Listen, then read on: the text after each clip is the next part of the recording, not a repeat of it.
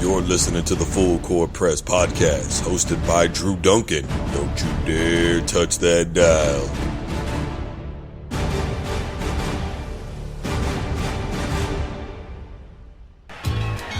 Tonight, we are going to witness the most anticipated match of the world. Are you ready? Are you ready? This fight is on. It's the real deal.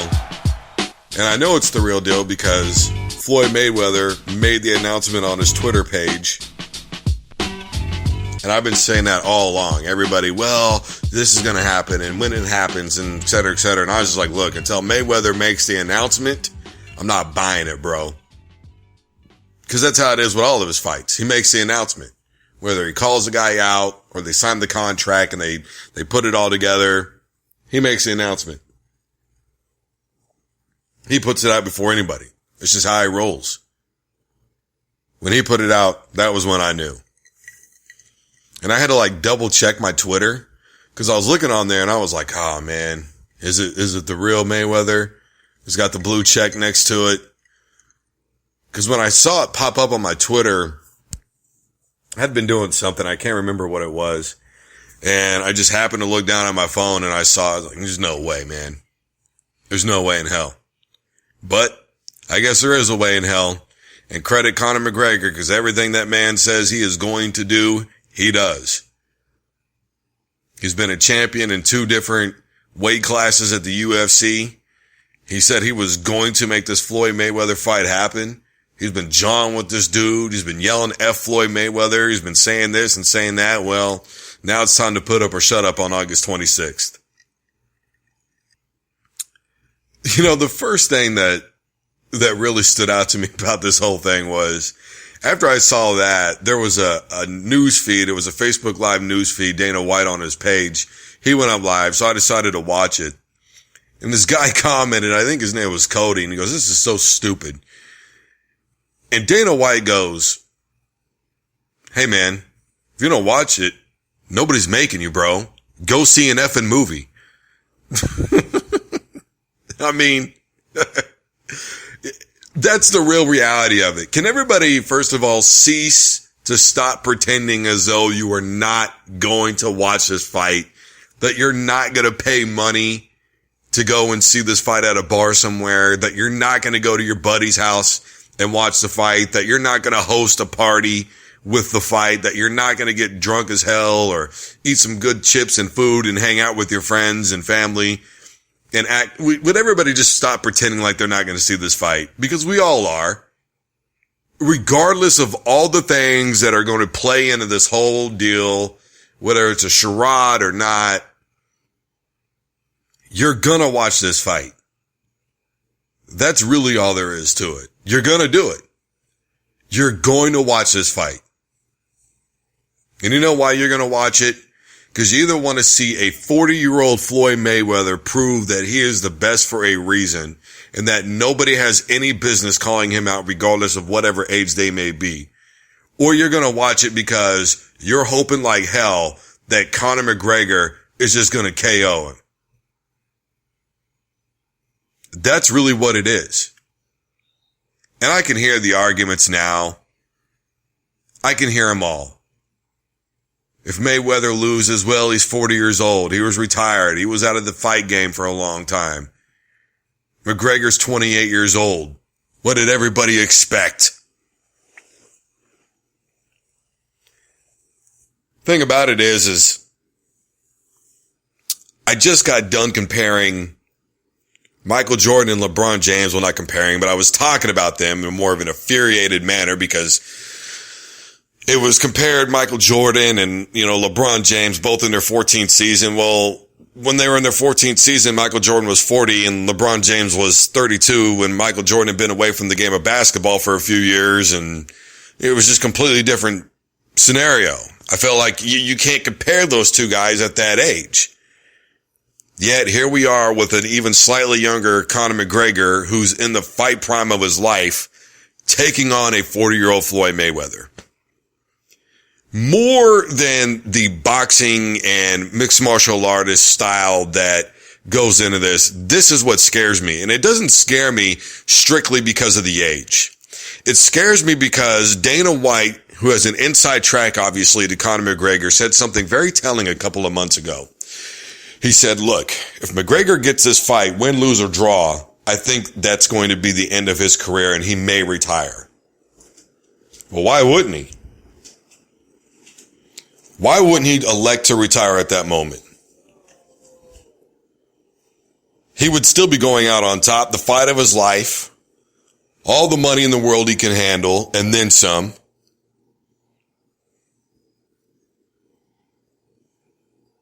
Two-time champion in 2 different weight classes.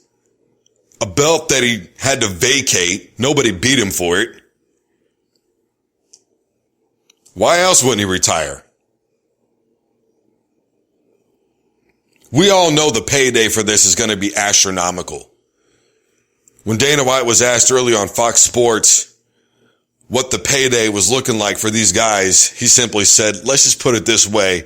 Both guys are very happy with the amount of money they're going to be making.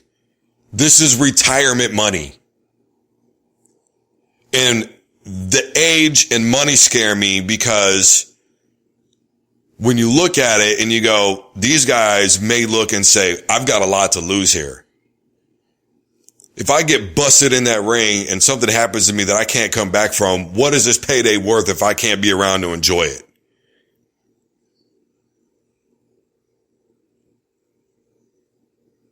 But to me, the antithesis of that is this: competitive nature.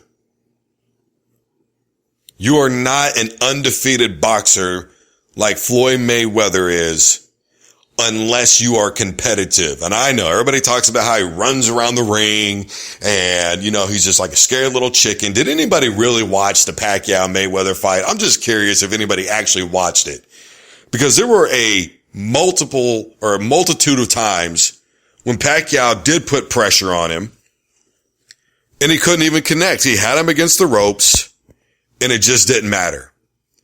And Mayweather would shake his head and look at him and taunt him and tell him to keep hitting him. And everybody's going, yeah, and they're cheering and they're thinking that Pacquiao's hitting him with these flurries, but he wasn't. He wasn't connecting. Mayweather's defense was solid. It's not always what we want to see, but it is a part of the fight game.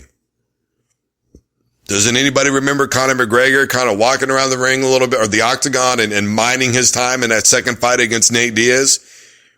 Now, of course, the difference in that fight was when it was all said and done, Nate Diaz looked like he got into a fight with a tiger and lost. So at least McGregor was being active in the fight. I can understand why you'd be mad at Mayweather, but let's be honest. It is a part of the sweet science. And anybody who knows boxing understands that Mayweather's defensive game does carry him. And I get it. When Mayweather was in a different weight class, we all liked him a little bit better before it became Money Mayweather and he was just Pretty Boy Floyd. Everybody loved him. He was knocking guys out, but the level of competition just wasn't there. At the end of the day, he had to move up in weight class because there was nothing there for him. I think the fight at 154 is about right. To me, the weight feels right. I would have liked to have seen a different date. I would like to have maybe seen October just to kind of give these guys a little bit more of an opportunity to train. But then again, you could also say that a 26th date in August does signify that Mayweather, behind closed doors, has probably been training for this fight. He probably entered negotiations a long time ago and was way more serious about it than he really indicated. Now, I understand that there was a video, I think in February and March, it came out where he was like, you know, stop talking. Let's do it. Go ahead. We'll sign the fight, whatever. I'm coming out of retirement, this and that and the third. And then it took him a few months to get the deal done. I'm not completely denying that possibility, but the real reality of it is for a long time, Mayweather was saying, look, dude, I am retired. I'm enjoying retirement. And I'm not coming out for anybody. You know, you look at his wristwatch and, you know, he was clowning Dana saying, well, you know, $10 million. You think that's something to me? Look at his watch. You think 10 million is something to me? Which is the other thing, because Dana White, he said he didn't want this fight. The only reason why I would believe Dana White didn't want this fight was because when McGregor won his second belt, he flat said, look, you're going to have to start defending these things. You're going to do something. You're not just going to walk around with 2 title belts and not defending them. And then, of course, right around that time frame, McGregor started saying, I want to fight Mayweather. I want to fight Mayweather. He had the interview where he was talking about, hey, look, I don't need Mayweather. Mayweather needs me to stay relevant. I'm the big money fight. That's the way that it is. But then Dana White, having said that he didn't want this fight to happen, enters negotiations in public. I think it was on the Colin Cowherd show that he was on, and he said, all right, let's be realistic. If you want to make a deal, I'm the guy. And that was when the $2 million thing came out. So, okay. What else, bro? Look, the point is this. We all probably believe at the end of the day, it's going to be a bad fight. We think it for a lot of reasons. The age gap between the two guys, the completely different styles of fighting that both have been involved in for the mass majority of their careers. And I know it's going to come out, well, McGregor, you know, was an amateur pro, and that's fine. I said for the majority of his career. People are going to say, well, Conor McGregor's a southpaw, and southpaw may give Mayweather fits. Well, they try to say that about Judah. They try to say that about Pacquiao. You know, they've tried to say that about a couple of guys. At the end of the day, there's nobody that can rattle Mayweather's cage. Now, you could say that McGregor is already in the head of Mayweather by pressing him to the point where he said, you know what, to hell with this. I'm coming out of retirement. If you want to do this, bro, let's rock. Let's go to work.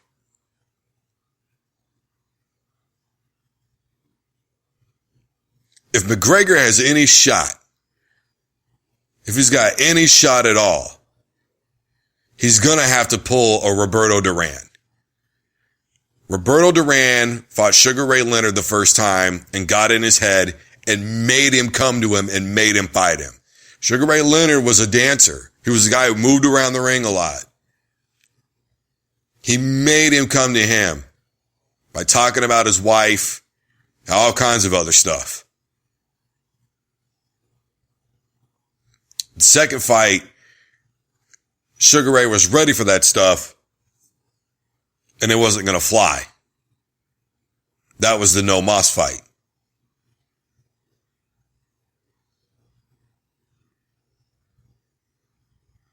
I don't think that there's anybody out there that can get in Mayweather's head enough to make him come to him and fight him.